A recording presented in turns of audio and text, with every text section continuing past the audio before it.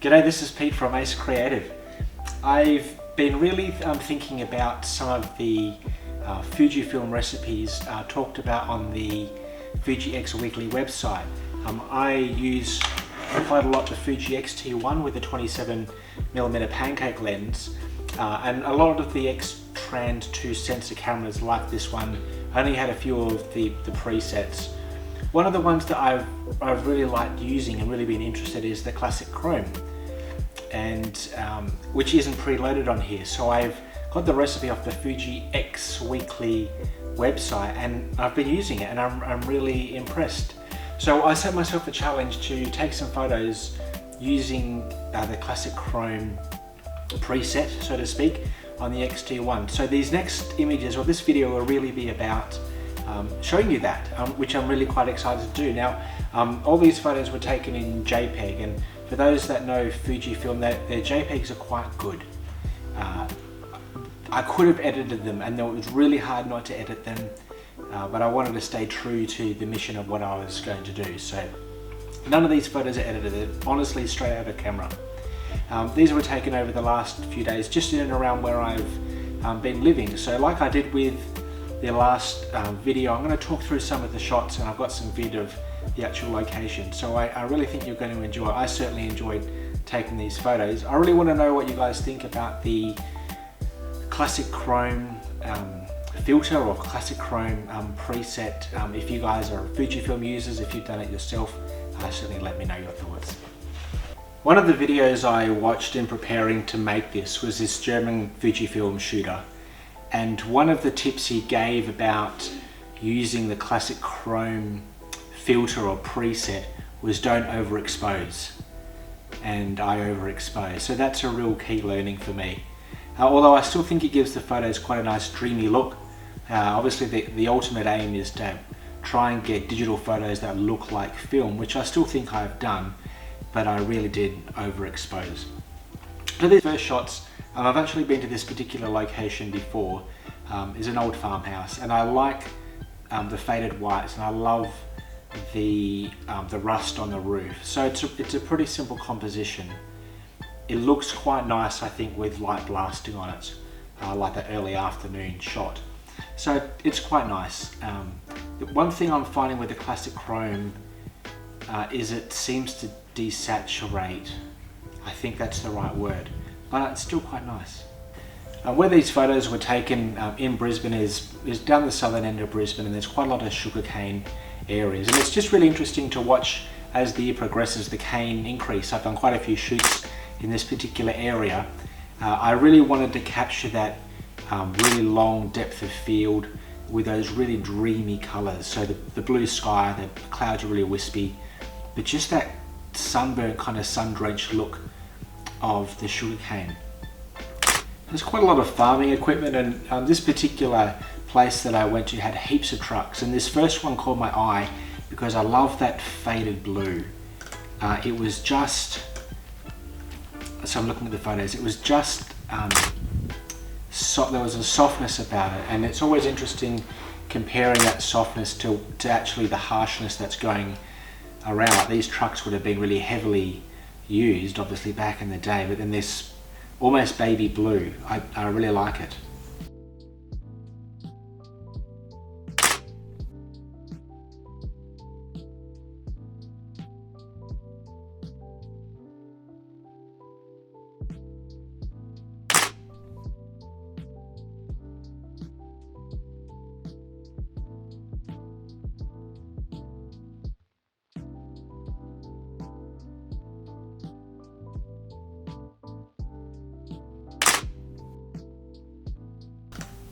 I think this tree is called a bougainvillea, and I think this classic chrome rendered those purples and those fuchsias really softly and really nice. And I love that contrast between the purple and the green. Like, I really love it.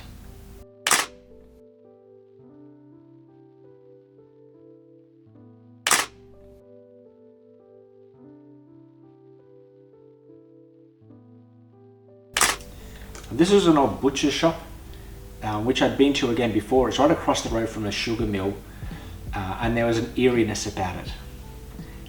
These were really low light shots. I had to set my camera up on a stand to get these photos, but it still seemed to handle it quite well, and I really like how it rendered the reds, especially of the power box and things like that. I'll read it out what the headline says in case you can't see it, but it says outbreak, and this paper I think was from the 80s, and the headline is saying PPE equipment's running short in London, which I thought was really quite interesting considering what's been happening lately.